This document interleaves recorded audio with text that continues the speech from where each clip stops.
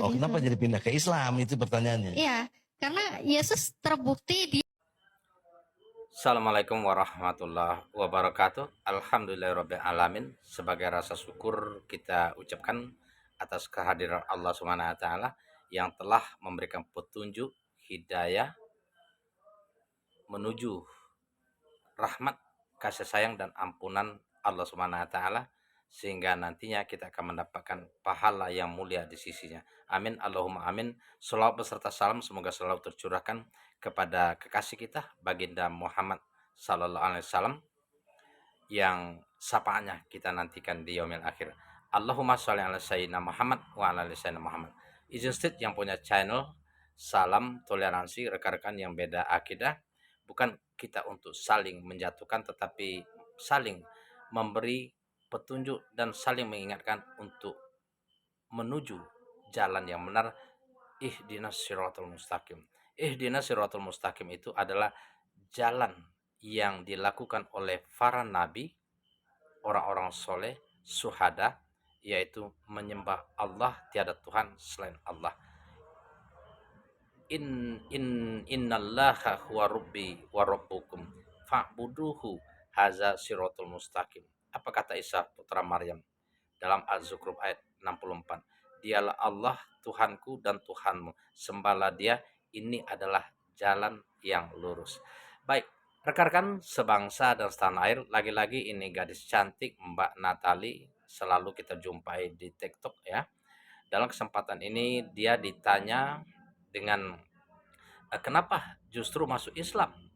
Nah, gadis cantik ini dengan senyum manis, santai dia menjelaskan karena Yesus adalah hamba Tuhan. Kenapa menuhankan hamba? Dijelaskan di dalam Matius yang dia baca tadi, ya Matius 12 ayat 18 kalau nggak salah ya, maaf kalau salah. Uh,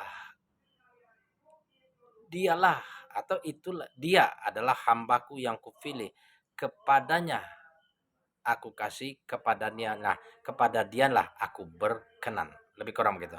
Artinya ketika dia bertanya kepada pendetanya menyuruh dia membaca satu perikop, jangan dipotong-potong. Ketika membaca satu perikop semakin jelas bahwa Yesus adalah hamba Tuhan. Di dalam judul perikopnya juga Yesus adalah hamba Tuhan. Kenapa kita menuhankan seorang hamba? Benar sekali ya. Di dalam Al-Quran dijelaskan sekali ya, untuk membantah saudara-saudara kita yang mengimani bahwa Isa putra Maryam itu atau Yesus itu sendiri adalah Allah itu sendiri atau Yesus itu sendiri adalah Tuhan.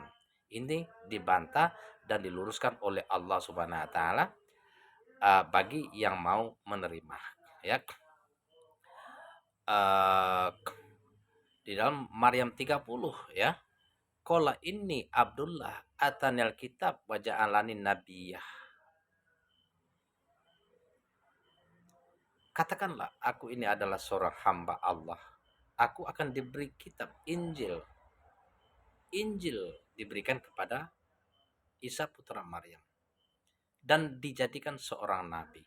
Nah, di dalam Al-Quran dijelaskan Isa putra Maryam diutus untuk meneruskan rasul sebelumnya, yakni Nabi Musa alaihissalam, untuk membenarkan Taurat yang berisi petunjuk dan cahaya, membenarkan ajaran Taurat yang dibawa oleh Musa alaihissalam yang berisi petunjuk dan pengajaran bagi insan-insan yang bertakwa. Ini di dalam Al-Maidah ayat 46. Di ayat 47-nya dijelaskan wal yahkum ahlul injili bima anzalallahu fi wa man lam yahkum bima anzalallahu faulaika humul fasikun. Hendaklah orang-orang yang mengaku pengikut Injil, kata Allah, mengikuti petunjuk dan ketentuan yang dijelaskan di dalam Injil itu. Barang siapa menyimpang, mengingkari ayat-ayat yang ada di dalam Injil, nah, Isa putra Maryam diutus sebagai seorang nabi untuk mengajarkan Injil, membenarkan Taurat yang berisi petunjuk dan cahaya, pengajaran bagi orang-orang yang bertakwa. Nah, orang yang bertakwa ini maksudnya orang yang taat, tunduk, mengesahkan Allah, mentauhidkan Allah, tiada Tuhan selain Allah, untuk Bani Israel, bukan untuk umat di zamannya kita, ya. Ketika Isa putra Maryam berdakwah, wa qalal masihu ya bani Israil na'budullaha rabbi wa rabbukum.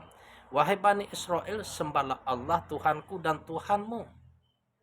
Innahu mayusrik billahi faqad harramallahu alaihil jannah. Barang siapa menyembah selain Allah. Nah, sayang enggak Isa putra Maryam atau Yesus itu kepada orang-orang Israel? Sayang, karena perintah Allah yang dia dakwakan untuk menyembah Allah. Nah, kalau tidak menyembah Allah, katanya diharamkan surga. Tempatnya di mana? Pama'wahun nar. Nah, itu ya. Jadi sayangnya Allah kepada ciptaannya, hamba Allah, diutuslah rasul untuk setiap umat. Sayangnya kita sesama seiman ataupun yang belum beriman dengan cara